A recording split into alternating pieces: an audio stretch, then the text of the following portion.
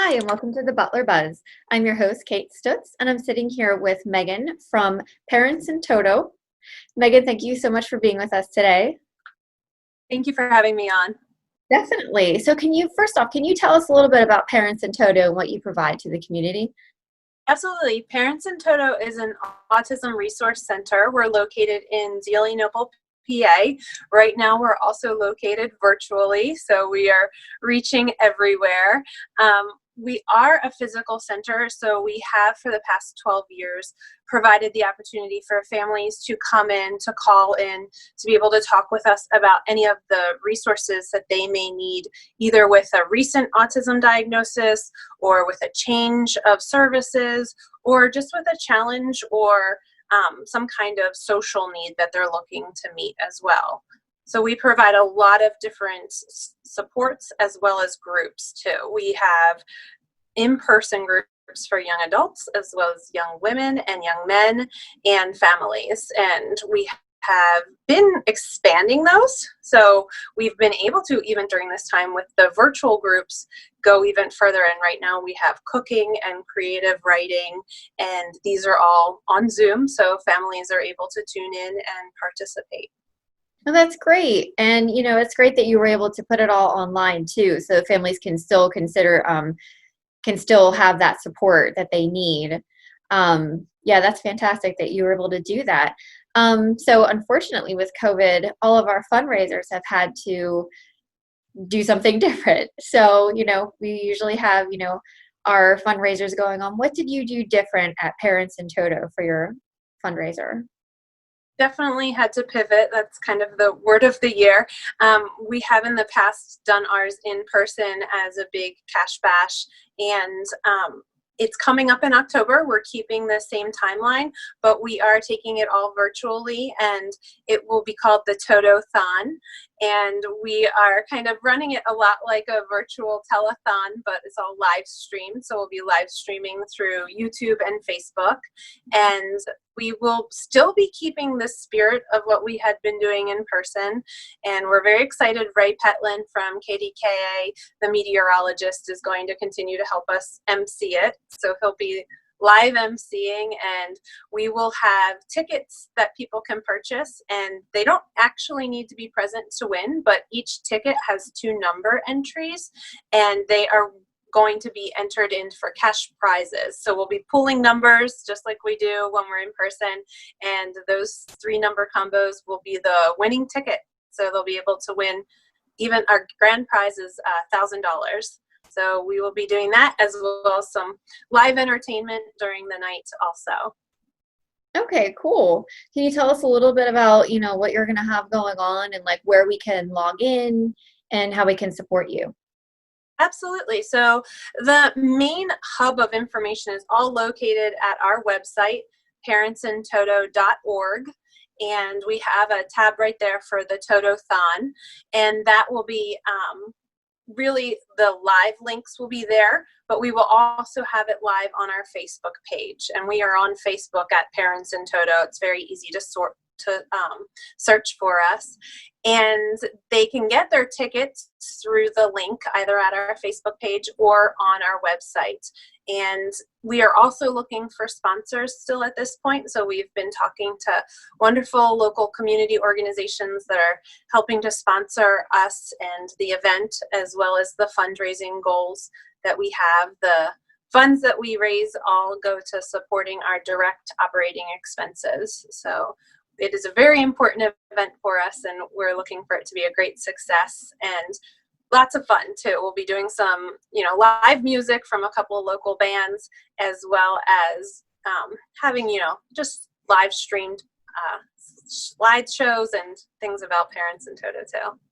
Well, that's great. And it's great that you were able to pivot and, keep this fundraiser going, because it is so necessary for your organization. So, anything we can do to help. And, we'll have the website here, and we will look forward to it. Thank you. Yeah, I'm really excited, and I hope people can tune in, as well as, find some ways to continue to support their local community. Yeah, definitely. Well, thank you so much, Megan. And, we hope it goes great for you. Thank you for having me on. I appreciate it. We'll be right back with our next guest. Your Armstrong services are more important than ever. There are more and more connected devices in the home these days. To get the most out of your experience, you need a network that is always getting better. You deserve superior performance, and that's what Armstrong offers every day. Whether you're working from home, enjoying your favorite content together, or simply catching up while apart, count on Armstrong to keep you connected to what matters most.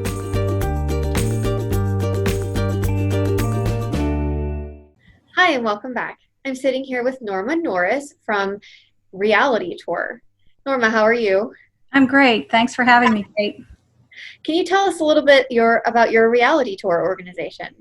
Reality Tour is a drug prevention program, and it's different in that it's for parent and child. They attend the program together, and we handle the consequences, we give them coping skills, and then we have first-person accounts. And this is for parents with children aged 10 to all the way to 18. So we've put over 12,000 people through this program in Butler County. So it's very different, it's very engaging, and it's meant to be an intervention before the child has ever experimented. So it's a way to navigate today's environment. And we are a program of the nonprofit Candle Incorporated.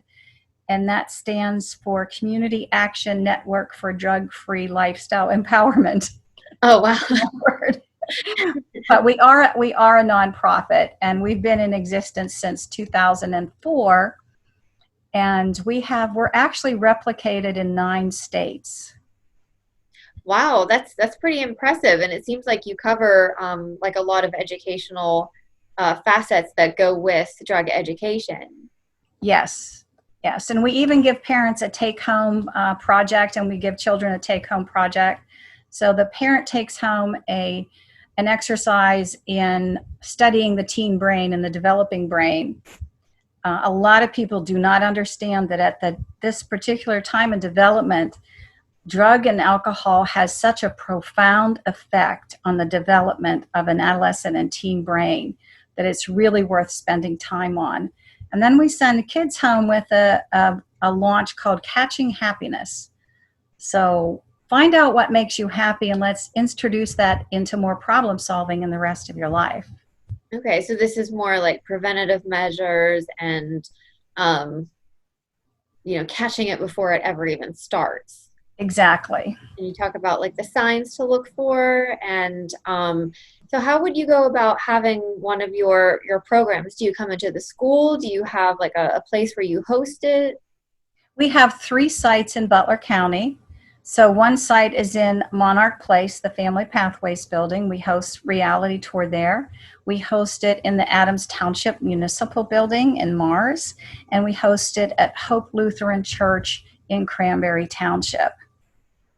Okay, wow. So you're really like meeting people where they are.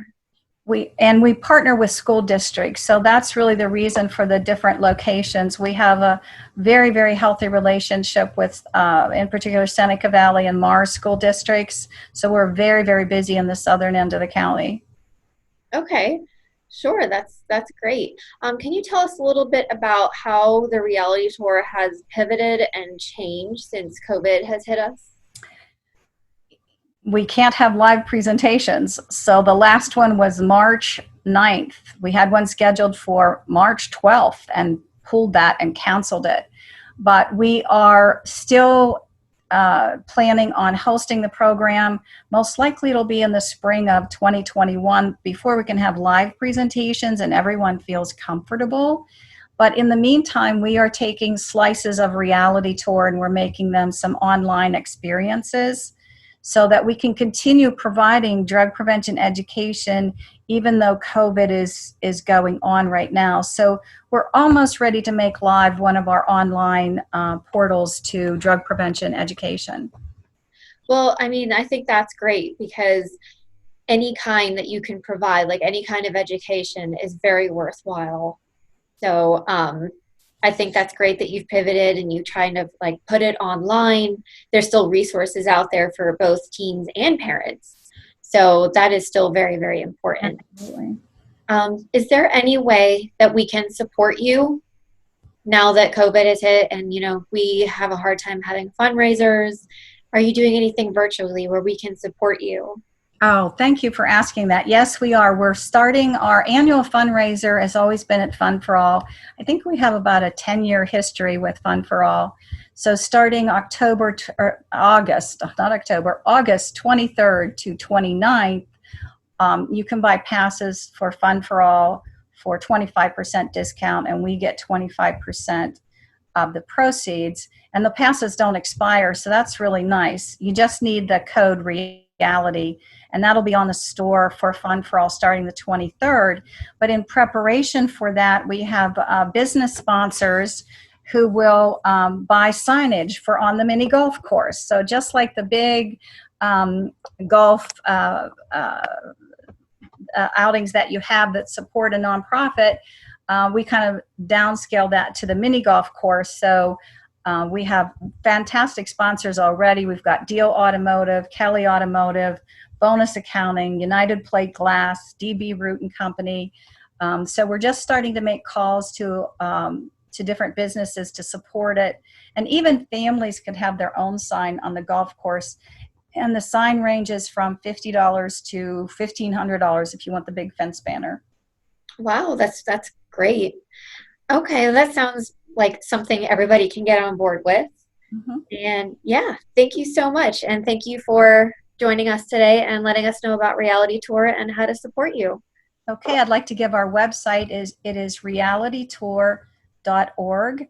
And if you want to just make any kind of financial donation, there is a donate button there. And we are looking for monthly sponsors in the $10 to $25 category. Okay, sure. Well, I'm sure people will be able to help you out and support your cause. It sounds great. Okay, thanks so much. All right. Thank you, Norma. Bye-bye. We'll be right back with our next guest. Now is the time to join the Peace of Mind Club from Armstrong Comfort Solutions. The Peace of Mind Club is the best way to extend the life of your equipment and keep your heating and cooling systems running efficiently and safely. Benefits include priority service calls and no after-hours fees, even on weekends and holidays. Sign up now and get an upgraded thermostat or CO detector installed free. Armstrong Comfort Solutions, the best choice for all your heating, cooling, and plumbing needs. Hi, and welcome back. I'm sitting here with Diane Smith of Butler Shade Tree. Diane, how are you doing? Very well, thank you. Good. It's so nice to have you here, and I'm excited to learn about Butler Shade Tree. Can you tell us a little bit about the history of the organization? Mm-hmm. Well, the Shade Tree Commissions were established by the Pennsylvania State Legislature ages ago. And the purpose was to make sure that each municipality had a group of citizens that could advise the council on particularly the shade trees that were lining the streets. And the more they found out about trees and climate change and carbon dioxide and water management, it just became apparent that the Shade Tree Commission had an important role to play in the urban centers. I joined in 2016, and at the, actually my neighbor Julie Dandroy was the head of it at that point, and she had been on it for years. And she taught me a lot, and unfortunately she passed away. It was very sad for the entire city. And I became chair, I think, in 2019. Okay. So we continued on. Well, that's great. And I'm so glad that you're able to continue the work. Can you tell me a little bit about what Shade Tree provides to the community? Okay. So first of all, we're an advisory board to the council. So that what we did, we started last August, we did a shade tree inventory, and we partnered with DCNR and other foresters and some volunteers, and we basically took an inventory of all the trees in the city. And we graded them according to whether they were in good shape or terrible shape or they need to come down tomorrow. And so we report to them. And we also have an education component where we go out to a resident, and if they have any kind of question about a planting or removal or just maintenance or pest management, any kind of questions about what would be the best tree for my conditions. And then the third thing would be we want to, we started a lot of social media. Obviously, that is become important now. We used to be outside talking to the residents, and now that's not happening. So we have an Instagram page now, a Facebook page. We have a Gmail just for us, and we try to make ourselves available to anybody that has questions. We have demonstrations. We do our arborist. She's a volunteer, but she's great. She's so knowledgeable, and she'll talk about anything anybody wants to talk about, and just is a great teacher for all of us. Right. And it's just like you said, it's so important. So far beyond beautification of the city, it provides the green space that we really just need to live. With all the COVID going on, it is hard to reach people for educational purposes. Is there a way that we can support your organization for, shade tree, as well as, just knowledge about the trees and how to help you guys out? Well, sure. Actually, I think it's really important that the residents of the whole city know that we really want to help them. I think in the past, sometimes people assumed that the shade tree only cared about the trees on Main Street. And while they are so important for the businesses and the general look of the city, because, Route 8 goes right through there, all the trees are important. The ones in the parks, the ones in someone's yard, where we don't have jurisdiction, but we're more than willing to go out and answer questions. And there's also a permit process that people aren't very aware of. And the permit process is really there to make sure that when they do go to either remove or plant a new tree, they're going to have a better chance for success. And there's a lot of components that go into choosing a tree, examining the site, doing your 811 call, making sure it's going to be able to handle the conditions. And that permit is there to hopefully get us in contact with the people that are going to be planting the trees, so that Like making connection with the residents. right. Yeah. Mm-hmm. And it's just been difficult trying to continue to get the message out to the whole city. Right. Well, it's a big city too, and there's a lot to cover. So It is. we can only do our best. Right. Well, I think you're doing a fantastic job, and thank you for taking the time to explain all that and to educate us about it and let us know that, this service is available and there's help out there. There is. And thanks so much for having us come on. Yeah, definitely. All right. Well, Okay. thank you, Diane, and have a great night. You too. We'll Good night. be back with our next guest.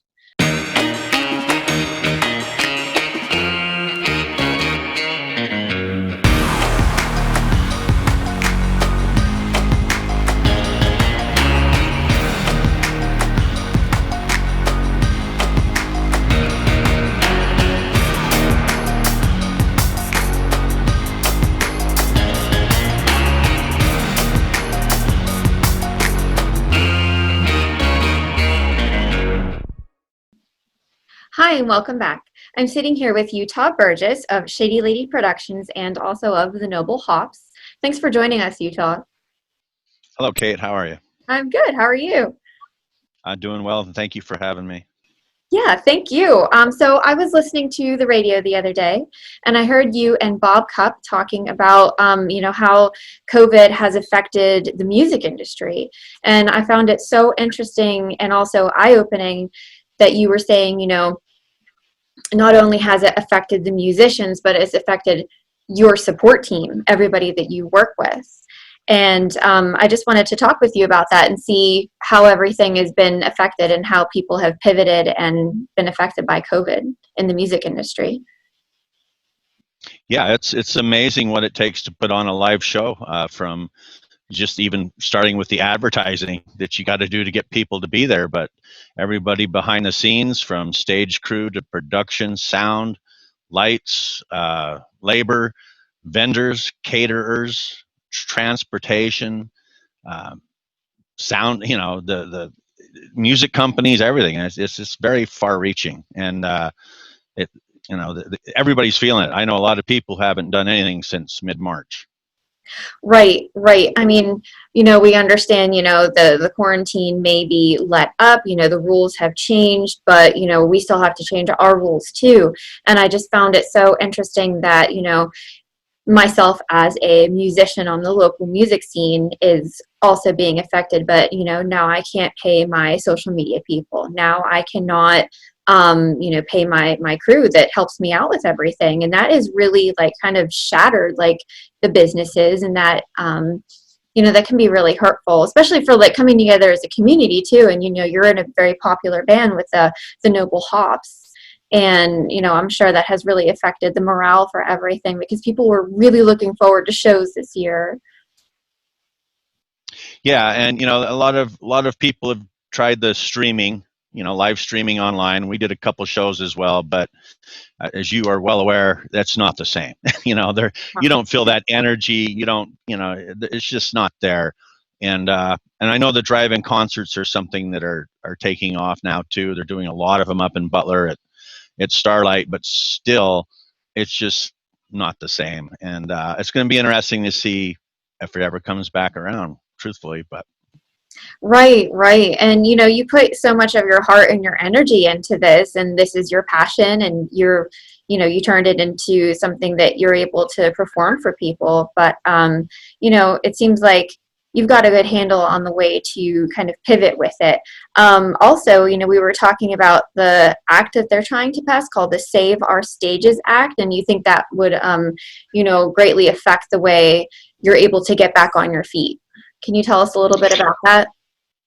well, yeah, I mean, it's mostly to try and get some money in some of these people's pockets. That's something I think that was overlooked, and a lot of legislators don't even understand that. They understand the gig economy maybe when it comes to professional services, but not so much in the performing arts.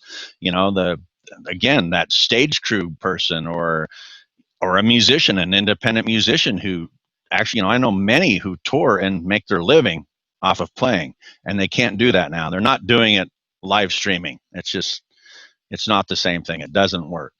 And so, it's to extend some help to these people. And there's a organization that got together called NIVA, National Independent Venue Association. There's almost 2,000 venues that are a part of that right now, and they're a big push behind this, because some of these people were kind of overlooked in this whole process, I think, and they need help. I mean, they're estimating 90% of venues may close. That's almost all of them. Like, I know that's really hard to even kind of imagine, because we were so social before this whole thing went down. And not even your typical like weddings and shows, but even just like fundraisers. Like, people don't realize how many times you would use an event venue, and you would hire a band to attract people. Yeah, absolutely. And a lot of the venues, just even locally here, relied on that, and many of them can't do it. And and even just other businesses. I'll take Gatto and Three River Harley Davidson. They throw big events, and music was always a part of that. Of course. They can't do that right now. They've been shut down themselves. They're barely opening up, and the funds just aren't there to incorporate that again. Right. And it just, they're all hit really hard, and it's such a shame. But, you have like this little light at the end of the tunnel, perhaps with the Save Our Stages Act. And then there was another one we spoke about, the Restart Act. Can you tell us a little bit about that? Well, yeah, and that's even got a local connection because Representative Mike Kelly is a co-sponsor on that. And it's just trying to make sure that there's consideration put in place for any future COVID-19 legislation to consider parts of the economy here that I think a lot of people just didn't understand, and the wide effect that it has. Right. Right, and it has been far-reaching, sure. Is there any way that we could, get in contact to support these acts that are being brought about? Absolutely. www.saveourstages.com. There's templates there, information. You can look up all of your representatives from local all the way up to federal, and really encourage you to let them know that we need music in our life. It's one of the biggest healing factors there is. And you consider the other side of this. There's a lot of depression and mental issues and isolation, things like that going on. Music is a healer. It's a huge healer, and we need that in our life. We have to have that. It's part of us. It's in us. It's one of the most common languages in the world. That's right. That's right. And, there's no better way to liven up an event than to hire a band, especially a local band where you might know some of the players personally. That would be great. Yep. So, yeah, let's definitely, get our signatures here and get this started. That would be great. And another thing on the local level too is, the local bands are such a huge part of charities and benefits. And, just the ones that Shady Lady is involved and Noble Hops is involved in on a yearly basis, that's approximately $50,000 gone out of the community. That, these organizations need that money, and it's gone. Right. And that, and I'm just talking my little world. You add that up with everything that all the bands and musicians do for their communities, it's a huge, huge loss. It is.